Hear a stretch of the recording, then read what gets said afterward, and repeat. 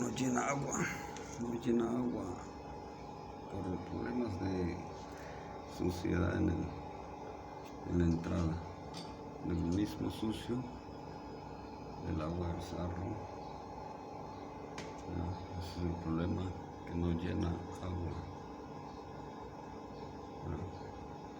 Solución es limpiarlo y listo. Puedes hacerlo tú mismo. Revisión.